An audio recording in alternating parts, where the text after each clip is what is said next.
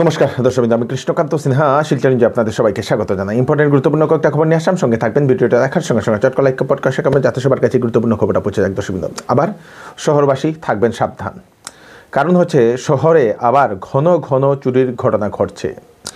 ঘন ঘন চুরির ঘটনা ঘটছে বিগত কয়েকদিন থেকে।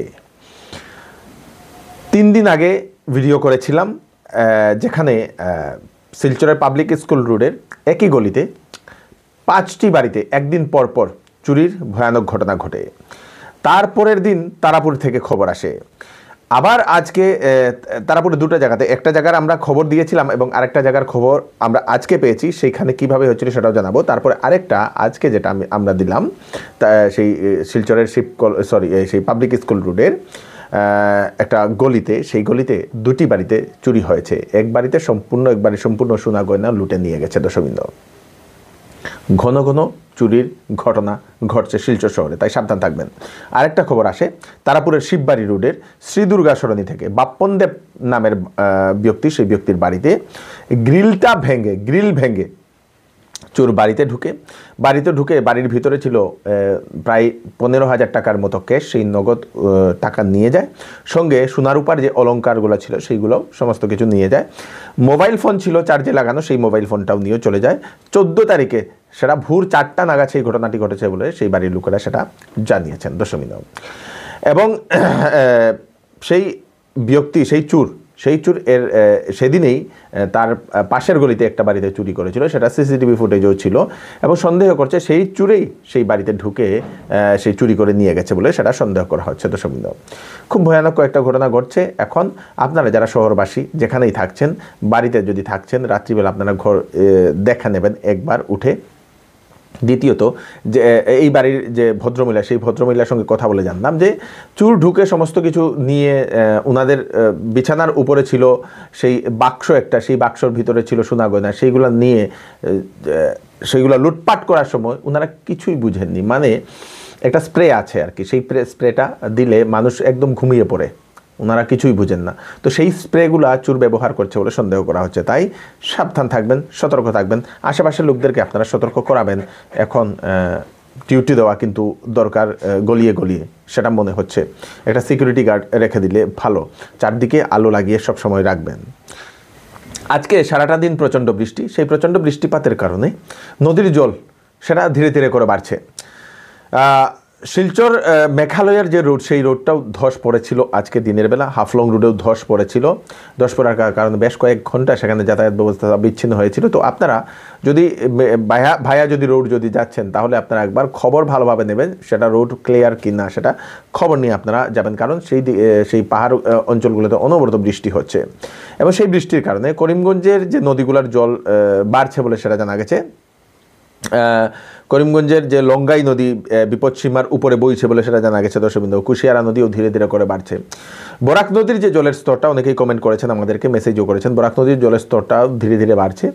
আজকে সন্ধ্যাবেলা অবধি 17.74 সেন্টিমিটার, 17.74 সেন্টিমিটার, 1 সেন্টিমিটার করে ধীরে ধীরে করে বাড়ছে বলে সেটা জানা গেছে। দর্শকবৃন্দ, মানে এখনও বিপদসীমার বা ওয়ার্নিং লেভেল, ডেঞ্জার লেভেলে এখনও অনেক নিচে আছে। দর্শকবৃন্দ, 1 জুলাই থেকে মন্ত্রী এমএলএদের নিজেই নিজের বিদ্যুৎ বিল পরিশোধ করতে লাগবে। মুখ্যমন্ত্রী ডক্টর হিমন্ত বিশ্ব শর্মা মহোদয়ের ঘোষণা এবং আসাম সরকারের বৃহৎ একটা সিদ্ধান্ত। 75 ইয়ার্স আফটার, 75 বছর পরে সেই সিদ্ধান্তটা নিয়ে নেওয়া হয়েছে। কোনো সরকার সেই সিদ্ধান্তটা নেননি যে সেক্রেটারিয়েট অফিসে এমএলএ আবাস থাকে, মন্ত্রীদের জন্য ঘর থাকে, এমএলএদের জন্য ঘর থাকে। তো সেখানে আপনাদের ওনার যে তাদের যে বিলগুলা, ইলেকট্রিক বিলগুলা, সেইগুলো সরকারকে বহন করতে হতো। তো 1 জুলাই থেকে নতুন নিয়ম পরিবর্তন করা হয়েছে। যার নামে ঘর আছে সেই ঘরের যে বিল আসবে, সেই বিলটা সেই এমএলএকেই বা সেই মন্ত্রীকেই পরিশোধ করতে লাগবে, দিতে লাগবে, পরিশোধ না দিতে লাগবে, বিলটা পে করতে লাগবে বলে মুখ্যমন্ত্রী মহোদয় সেটা জানিয়ে দিয়েছেন। দর্শকবৃন্দ, আগামীকালকে পবিত্র ঈদ, মুসলমান ধর্মাবলম্বী লোকেরা এবং শিলচর নিউজের পক্ষ থেকে আপনাদের সবাইকে পবিত্র ঈদের শুভেচ্ছা জানাই। ভালোভাবে আপনারা ঈদটা পালন করবেন। বৃষ্টির জন্য আরেকটা খবর আসে মানকাছাড় জেলার কুকুরমারাতে বজ্রপাতের কারণে 2 জনের মৃত্যু হয়েছে এবং 2 জন গুরুতরভাবে আহত হয়েছেন বলে সেটা জানা গেছে। দর্শকজন, ত্রিপুরা রাজ্য থেকে একটা খবর আসে। ত্রিপুরা রাজ্যে ঘন ঘন এখন মানুষ সেই হারিয়ে যাচ্ছেন, নিখোঁজ হচ্ছেন।